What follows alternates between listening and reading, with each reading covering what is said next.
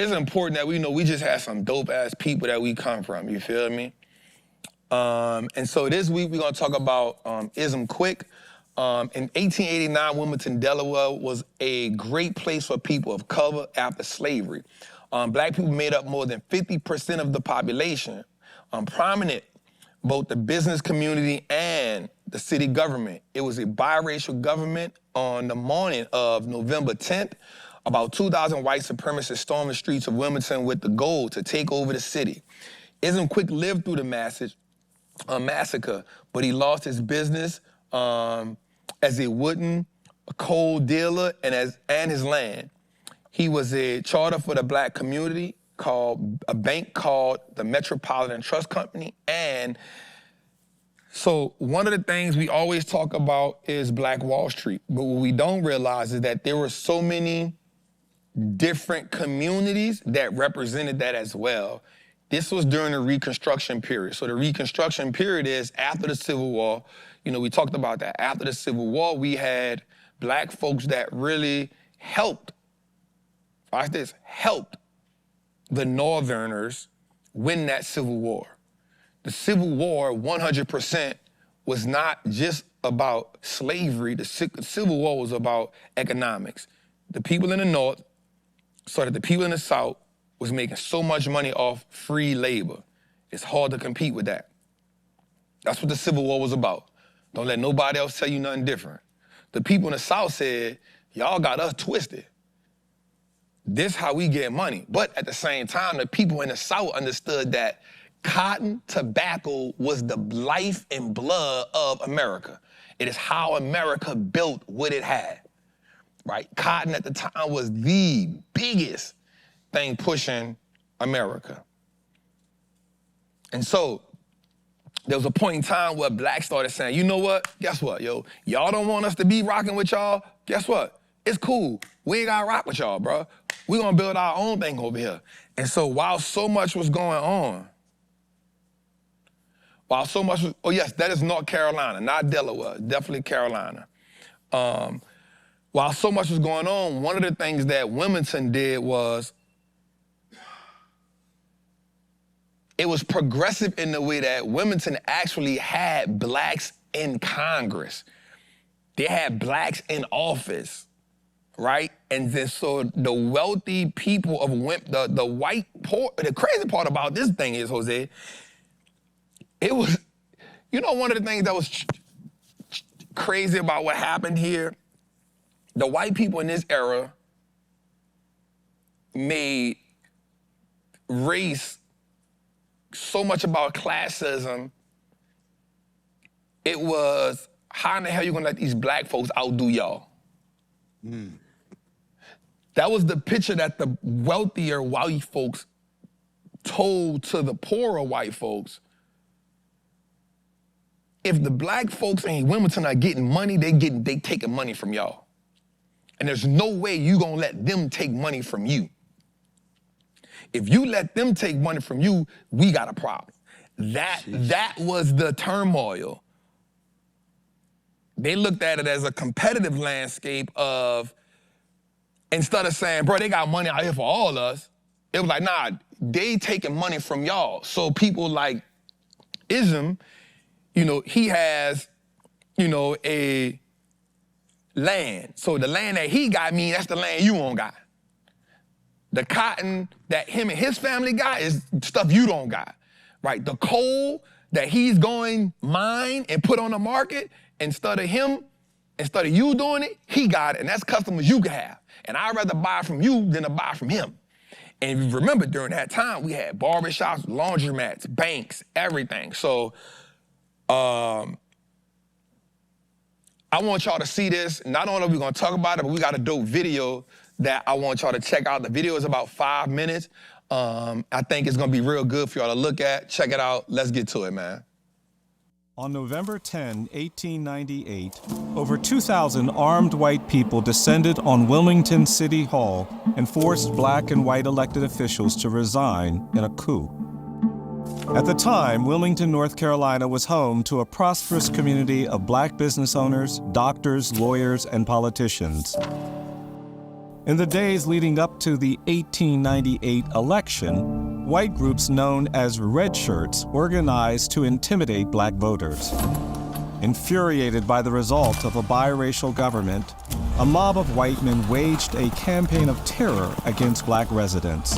Colonel Alfred Moore Waddell, a former Confederate officer and U.S. congressman, led the mob and declared that he would choke the current of the Cape Fear River with black bodies. Armed white rioters destroyed black businesses and killed hundreds of black residents.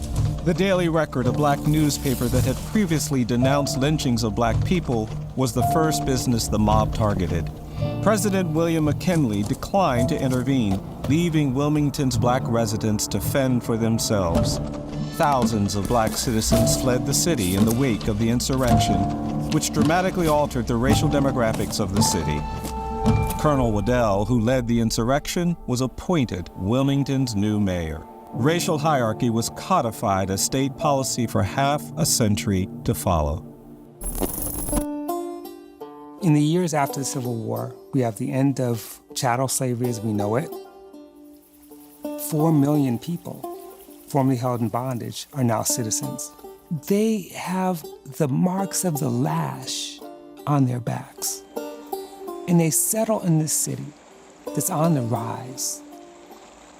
The best way to understand Wilmington is to understand that coming out of the Civil War, you have Reconstruction. Reconstruction was the process by which the nation tried to come to terms with the end of slavery and the end of the Civil War, to bring the seceded states back into the Union, and to try to make good on the promises of the original founding by integrating newly freed African Americans more fully into the nation. The end of slavery means that they can have access to their families, that they can work and be paid for it, that they can have schools, that they can have churches, their own businesses, land. A lot of historians have likened it to a second American Revolution. Before 1898, Wilmington exemplified the spirit of Reconstruction. Wilmington was the state's largest city. As one of the few open ports for international travel and traffic in North Carolina. This was a very prosperous city. The railroad system drove backcountry items straight into the port in Wilmington and then out into the rest of the world. So tar, pitch, and turpentine, the things that came from the forests of North Carolina, really drove some of this economy. The Sprunt Cotton Compress here in Wilmington, they were one of the largest exporters of cotton in the world by this time. Wilmington was one of those important centers for newly freed people to find opportunity. There was really no other major city in the South like Wilmington. First of all, it had a majority black population of 56%. They have the opportunity to compete with whites for well-paying jobs for both skilled and unskilled labor. So we see African Americans working as brick masons, blacksmiths, carpenters. You have folks who are stevedores working on the docks. You're having the black leadership that have college degrees. There was a professional class there of doctors and teachers and lawyers. You've got the array of hard-working black folk up and down the class line. It was a real community. One interesting aspect of Wilmington was that blacks sold items at the city market downtown alongside whites, and this was highly unusual. They are operating on terms of equality. White vendors are having to compete with black vendors for customers. And one of the most prominent black businessmen in the 1890s was a man by the name of Isham Quick. My name is Inez Campbell Eason. I am the great-great-granddaughter of Isham Quick.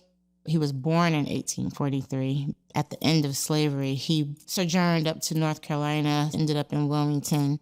He was a wood and coal dealer at the time. He also chartered a black-owned bank called the Metropolitan Trust Company. This was quite significant that African Americans had not only began to acquire large sums of money, but that they were able to invest them in Black banks. We see large numbers of Black business owners, large numbers of Black homeowners. Wilmington is essentially a promised land for African Americans.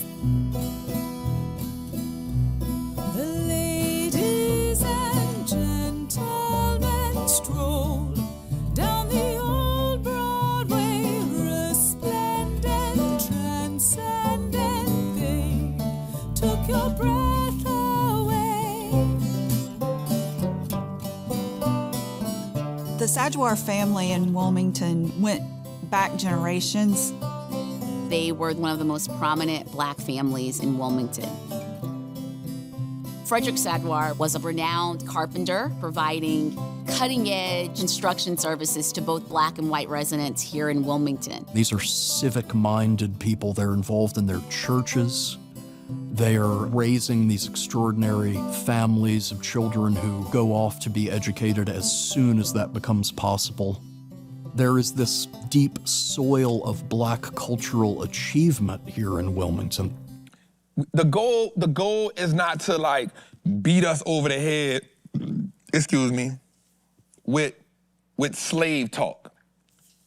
We know about slavery, all right? We don't gotta keep getting beat over the head with that, but there's also pioneers.